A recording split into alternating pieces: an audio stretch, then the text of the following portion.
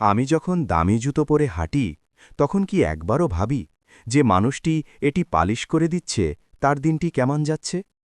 আজ এই বৃদ্ধ মানুষটিকে দেখে আমার মনে হল ওনার এই পরিশ্রমের মূল্য কি কেবল কয়েকটা টাকা? ওনার বয়সের ভার আর হাতের নিপুণ কাজ দেখে আমি শ্রদ্ধায় নত হয়ে গেলাম। আমি যখন ওনাকে পাওনার চেয়ে একটু বেশি টাকা দিচ্ছিলাম তখন ওনার চোখে যে বিস্ময় আর কৃতজ্ঞতা দেখলাম তা আমাকে এক বিশাল প্রসাদ্তি দিল। আসলে কারো পরিশ্রমের মর্যাদা দেওয়াটাই সবচেয়ে বড় মনুষ্যত্ব।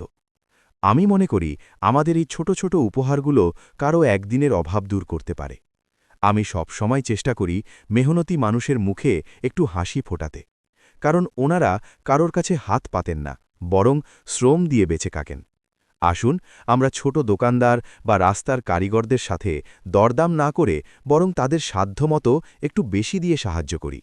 আপনার এই দয়া কারো পুরো দিনটি বদলে দিতে পারে।